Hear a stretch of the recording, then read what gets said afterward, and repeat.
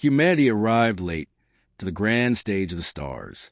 For millennia, the galaxy's elder civilizations had governed through treaties and rivalries, expanding their influence across constellations with fleets that blotted out suns.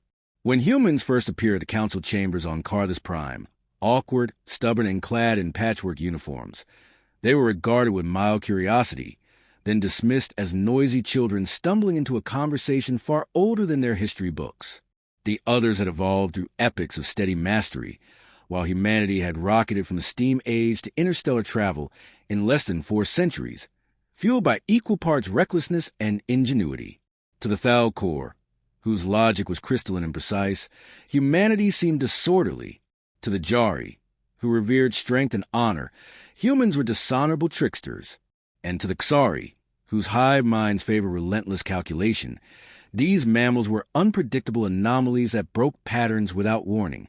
Captain Alara Van stood at the edge of the observation deck during the summit, watching alien delegates murmur to one another as humanity's petition was read aloud.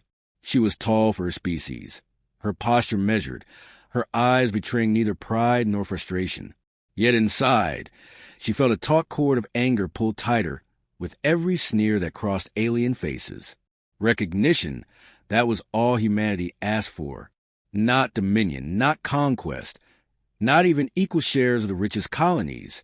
Just acknowledgement that they belonged here, in the conversation shaping the stars. Beside her, Dr. Ishan Malik adjusted the cuffs of his formal robe and whispered, "They will laugh now, but not forever."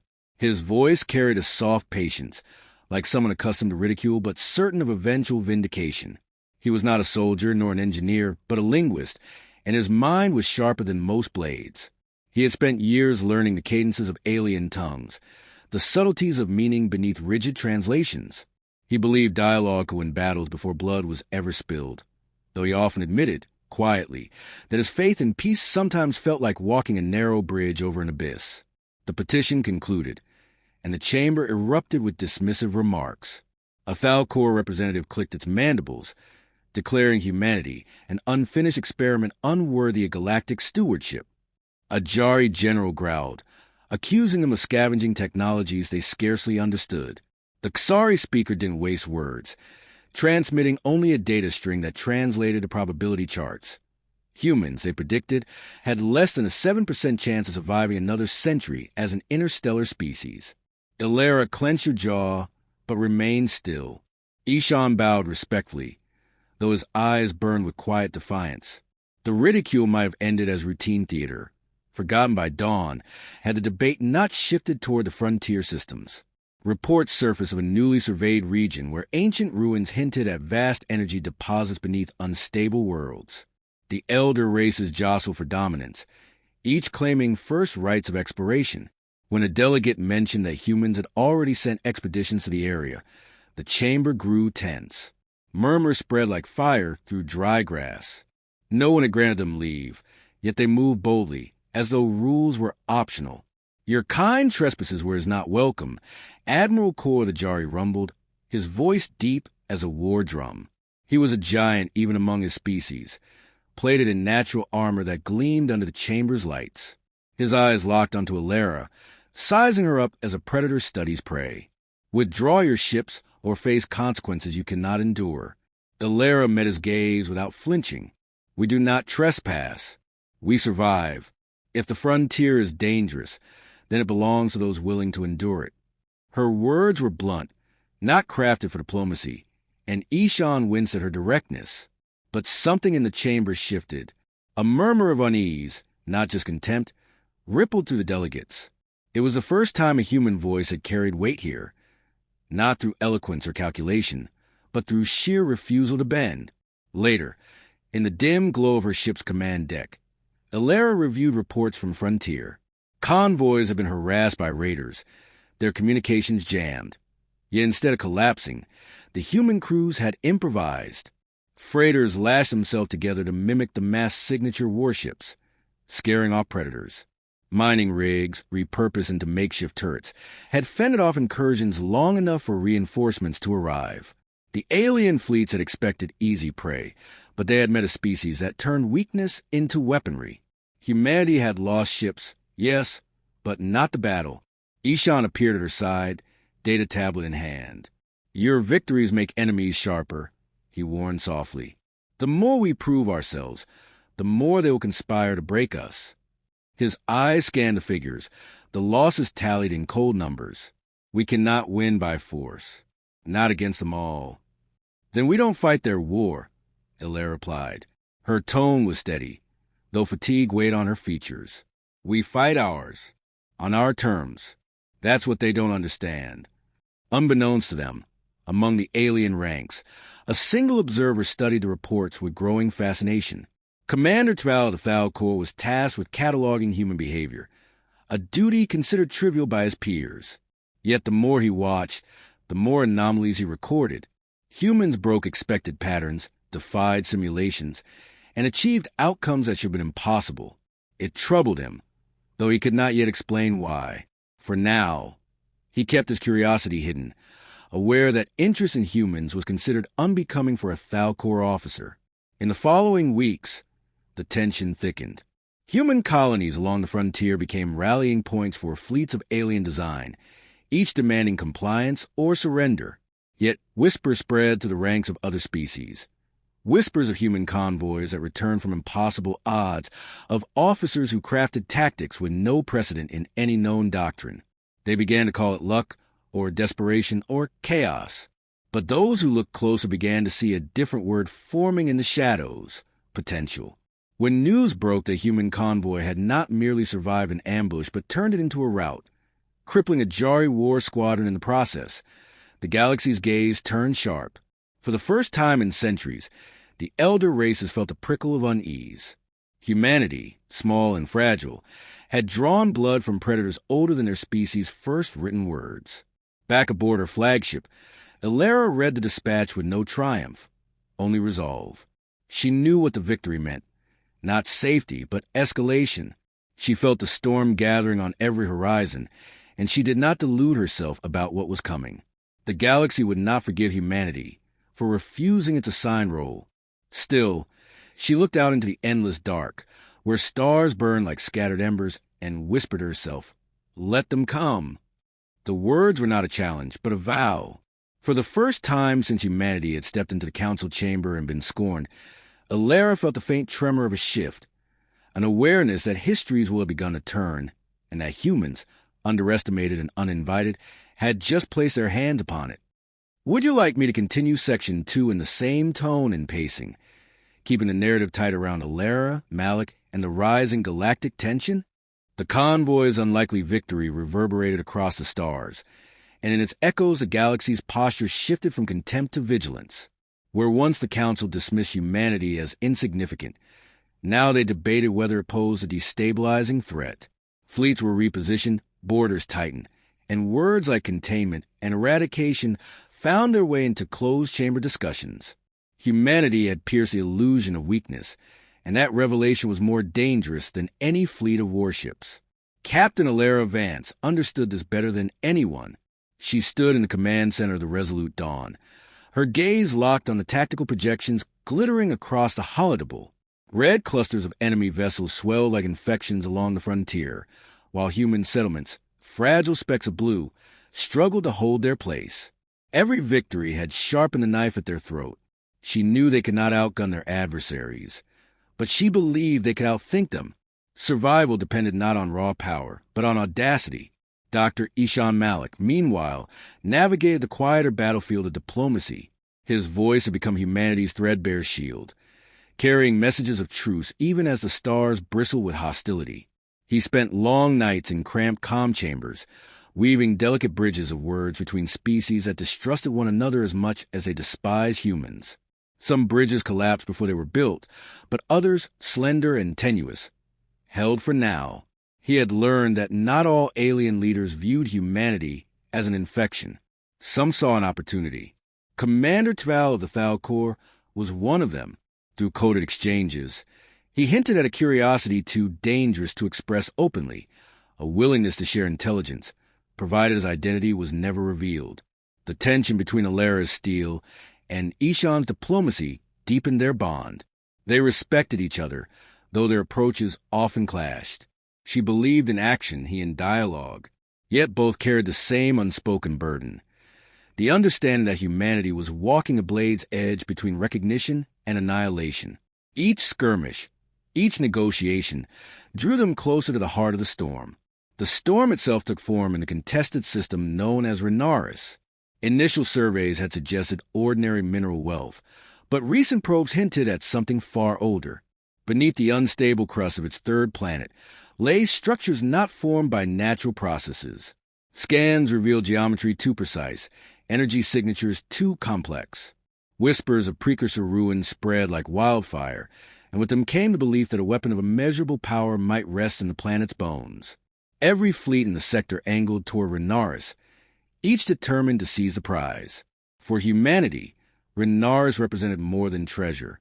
To Ilera, it was the perfect battlefield, a place where cunning might outweigh numbers, where terrain and volatility could turn weakness into strength. To Ishan, it was a chance to prove that humanity sought not conquest, but discovery, that they could approach the relic with respect rather than hunger. And yet both knew that their intentions mattered little in the face of galactic ambition. The resolute dawn arrived in system under cloak of interference. Ilera studied the fractured world below, its surface riven with molten scars, its skies thick with storms that battered sensors. A graveyard, she muttered, though her eyes gleamed with the fire of opportunity. She ordered her fleet to scatter into unpredictable patterns, feigning weakness here, aggression there, pulling their enemies into confusion. The Jari squadrons responded as expected, charging with brute force, only to find themselves chasing shadows. The Thalcor fleets held back, calculating, hesitant to act without certainty. And through it all, the Xari hive nodes pulsed in eerie coordination, as if waiting for precise moment to strike. Amid this chaos, Ishan secured a meeting aboard a neutral platform orbiting the system's second moon. He faced alien envoys cloaked in suspicion, their translators humming with unease. "We do not seek to claim Renaris," he told them, his voice steady despite the weight pressing down on his chest. "We seek to understand it. Whatever lies beneath, it does not belong to one species. It belongs to the galaxy itself." His words fell into silence. Some delegates scoffed. Others listened, uncertain. Thrala's coded message arrived later that night. "You speak truth, but truth is powerless without teeth. They will test you until you bleed." The test came swiftly. A human-alien joint expedition, meant to survey the ruins, was betrayed. Systems failed without warning. Escape routes collapsed, and in the chaos, a Jari strike group descended like wolves upon lambs. Half the Allied vessels were destroyed before they could retreat. Survivors limped back with tales of sabotage, though none could agree on the source. Ilera suspected the Xari, with their talent for manipulation, but lacked proof. What mattered was the outcome. Trust shattered, alliances frayed, and humanity once more painted as a spark of instability. Ilera gathered her officers in the war room, the glow of the holograms painting their faces in shades of blue and red. She stood at the head of the table, her voice hard and unyielding. "They want us isolated. They want us doubting ourselves. But they made a mistake. They think we play their game. We don't. We play ours." She outlined a plan that bordered on reckless, striking not at fleets, but at their cohesion, turning factions against each other, sowing confusion until their enemies collapsed under their own weight. The officers exchanged wary glances, but one by one they nodded. Humanity had no choice but to gamble. Ishan, listening from the corner, felt the cold knot of dread tighten in his chest. He admired Ilera's courage, yet he feared the cost. "Every risk we take invites catastrophe," he warned her later in private. She met his gaze, her expression unreadable. "Every day we hesitate invites extinction. I'll take my chances." Beyond their view, the galaxy's eyes narrowed on Renaris. Fleets gathered in numbers that blotted out the stars. Tensions coiled to the breaking point. Each faction convinced the relic was theirs to seize. In whispered corridors, rumors spread that the humans had discovered something within the ruins, something that could tip the balance. No one knew if it was truth or fabrication, but it hardly mattered. Perception alone was enough to set fire to the powder.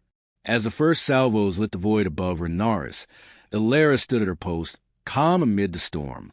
She felt the enormity of what was unfolding, the clash not just of fleets, but of destinies. Humanity had been dragged into the center of the galaxy's greatest conflict, and retreat was no longer possible. The system burned with war, and in that crucible, the question that had lingered since their first step into the council chamber now demanded an answer. Would humanity endure as a footnote, or rise as a force the galaxy could no longer ignore? Do you want to make Section 3 the climactic war and resolution, keeping the balance of Alera's military leadership, Ishan's diplomacy, and the alien perspectives converging on Renaris?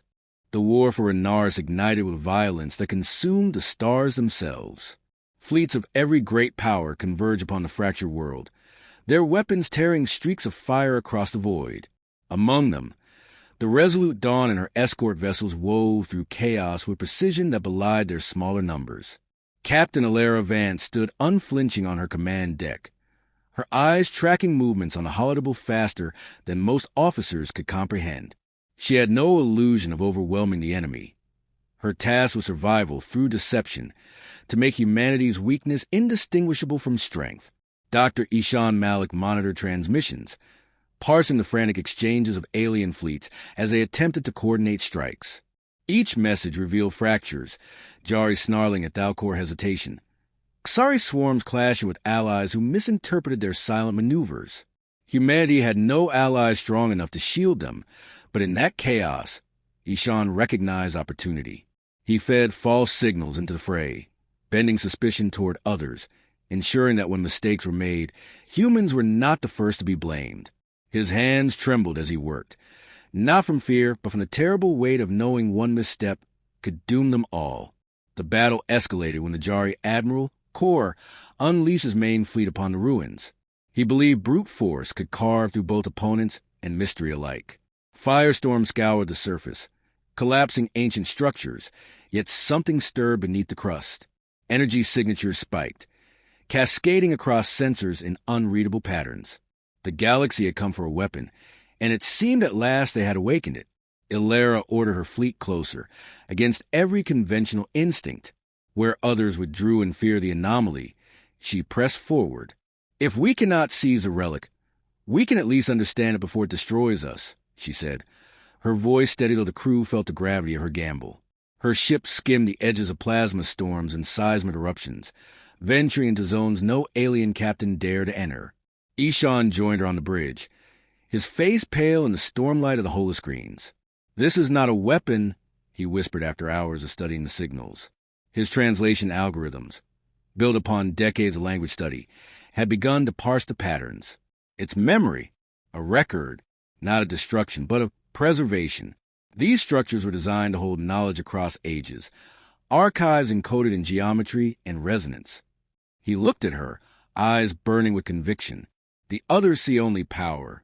They will tear it apart, and in doing so, they will destroy what could be the greatest library in the galaxy. Alera's jaw tightened. She understood what this meant. They could not win by claiming the relic. They could only win by revealing its truth to all. Yet doing so would draw every weapon in the system upon them. Still, she gave the order. The fleet would transmit the decoded fragments, broadcasting across every frequency. If humanity could not survive by strength, they would survive by forcing the galaxy to see what they saw. The act provoked fury. Kor, humiliated by the exposure of his ignorance, hurled his armada toward the human fleet with savage intent. Alera braced for annihilation, but she did not falter. She split her ships into scattered units, each fainting, each striking, each vanishing into storms that shredded pursuit. Improvised freighters became decoys, mining craft transformed into ambush platforms. Losses mounted, but so too did legend. Humanity fought not as prey, but as predators of unpredictability. Amid the storm, Tval the Thalcor watched. His people demanded precision. But here, amidst human chaos, he saw a different kind of order, an adaptability logic could never replicate. For the first time in his life, he disobeyed a directive. His fleet did not fire upon the humans, but turned their weapons upon Kor's pursuing ships under the pretense of tactical error. A spark of reluctant alliance had been struck, though neither side acknowledged it aloud. The climax came when the artifact itself pulsed, releasing a wave of resonance that tore through every vessel indiscriminately. Engines failed, weapons shorted, and comms dissolved into static. In that silence, Alara made her choice. She directed the Resolute Dawn into the heart of the anomaly, shields burning away, hull groaning. Her crew begged for retreat, but she held her course. If knowledge is what it holds, then knowledge must be earned, she said quietly. The ship plunged into storm. What followed was chaos and clarity entwined. Sensors filled with incomprehensible data, yet Ishan's algorithms pieced fragments together. Images of civilizations long extinct flashed before them. Voices carried across eons, warnings and wisdom preserved for any who dared endure the trial. Humanity had become the first species in this age to face it without attempting to shatter it. In the midst of it, Alara's voice remained calm, guiding her crew through maneuvers no simulation had ever conceived. Yet the strain proved too much. To buy time for the fleet to escape the collapsing orbit, Alara ordered the Resolute Dawn into a collision course with an enemy battleship, igniting both vessels in a cataclysm that tore a gap in the blockade. The sacrifice seared itself into the hearts of her people. The surviving ships fled with fragments of the archive, broadcasting enough to prove its true nature. Across the galaxy, the narrative shifted. No longer were human scavengers and trespassers. They were the ones who had risked everything not to seize power, but to reveal wisdom. Even their enemies could not dismiss the courage of a captain who gave her life to preserve knowledge none of them understood. In the aftermath, Ishan stood before a fractured council, his voice raw but unyielding. "You see now what we are," he declared. "Not conquerors, not children, but seekers. We do not run from the unknown. We face it, no matter the cost. If that makes us dangerous, then perhaps it is because we remind you of what you once were." His words carried not defiance, but truth. And in the uneasy silence that followed, the galaxy's elders found themselves without rebuttal. Humanity was no longer invisible. They had carved their place not with overwhelming power, but with ingenuity, sacrifice, and a refusal to accept the roles imposed upon them. They had become a variable the galaxy could no longer ignore, and though storms still brewed on every horizon, they had proven themselves capable of weathering them. As Ishan gazed at the stars from the deck of a scarred vessel, he felt both grief and resolve. Alara was gone, yet her vow endured. Humanity would not bow. Humanity would not vanish. They had placed their hand upon the wheel of history, and it was turning still. Do you want me to expand these 3 sections into the full 5,000-word draft, keeping pacing, detail, and character depth, or keep them as tight 1,000-word narrative blocks for now? The council chambers of Carthus Prime had never been so quiet. The great amphitheater, usually alive with debate and scorn, lay smothered beneath the weight of recent events. Flickering across every hollow panel were recordings of the Renaris broadcast, images of humanity's ships weaving through annihilation, fragments of precursor archive pouring into the void, and the fiery inner Captain Alara Vance as she turned her vessel into both shield and weapon. For the first time, the elder species could not look upon humanity with casual contempt. They looked instead with unease, suspicion, and something perilously close to respect. Dr. Ishan Malik stood in the chamber's center, alone. His robes were threadbare from weeks aboard battered ships, his face lined with fatigue. But his voice carried a clarity that filled the cavernous hall. He did not ask for tribute or dominion. He did not demand reparations of fleets that had hunted his people. Instead, he told them the truth, that the relic of Renaris had never been a weapon, only a library of memory, and that it was humanity, not the older, stronger civilizations, who had chosen to preserve it rather than exploit it. "We did not come to the stars to rule you," he said, his gaze unwavering as it swept across alien faces. "We came because survival demanded it. Yet in surviving, we have found something more, the chance to remind this galaxy of what curiosity, sacrifice, and courage mean. If that makes us dangerous, then perhaps it is not we who should be feared, but what has been forgotten." The silence that followed was thick enough to choke. Admiral Kor the Jari leaned forward, his armored bulk casting long shadows. His voice was a low growl, but lacking its former certainty. One battle does not make you equals. One sacrifice does not erase your trespass. His words struck like a hammer, yet the echo did not resound as it once had. Around him, delegates shifted uneasily, unwilling to lend their voices to his condemnation. From the Falcor dais, Commander Tval rose, breaking protocol by speaking without sanction. Nor does one dismissal erase what we have all seen. The humans survived where others fell. They uncovered what none of us understood. If survival and understanding are not measures of worth, then what is? His declaration sent ripples through the chamber, scandalizing his peers, yet forcing others to reconsider their silence. Ishan bowed his head in gratitude, though he knew this was not victory. At best, it was a reprieve, a moment where the galaxy's gaze shifted from ridicule to calculation. He felt the weight of Alara's absence pressing heavily upon him, her sacrifice lingering as both inspiration and reminder of the cost ahead. He had no illusions. Humanity's survival was not secured. If anything, it was more precarious than ever, balanced on the knife edge between recognition and eradication. Later, aboard the surviving fleet anchor above Carthus Prime, Ishan gathered his officers. The mood was somber, the air still heavy with grief for Alara and countless others. Yet beneath the mourning ran a current of hardened resolve. Humanity had stepped into the crucible and emerged scarred but unbroken. Now the question was whether they could transform survival into permanence. "We cannot linger in the shadow of one victory," Ishan told them. "If we stand still, they will decide our fate for us. We must move forward, carefully, wisely, but forward all the same." He outlined a plan not of conquest, but of presence, strengthening colonies, forging alliances where trust could be built, and continuing to unlock the fragments of the archive that remained. "Knowledge is our shield as much as our fleets," he reminded them. "If we can show them that humanity is indispensable, then they will think twice before trying to erase us." Among the officers was Commander Ray Torres, Alara's former second. She carried herself with the same steel as her fallen captain, though her voice carried a sharper edge.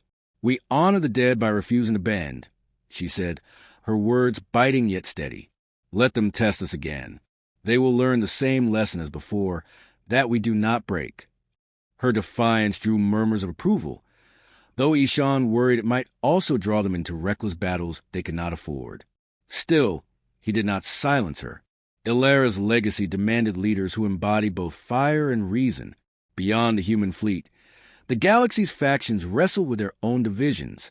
The Jari raged at their humiliation, torn between doubling their aggression or withdrawing to nurse their wounds. The Falcor split between those who condemned Tvala's heresy and those who found uncomfortable truth in his words. The Xari remained silent, their hive minds recalculating probabilities in light of humanity's unpredictable defiance.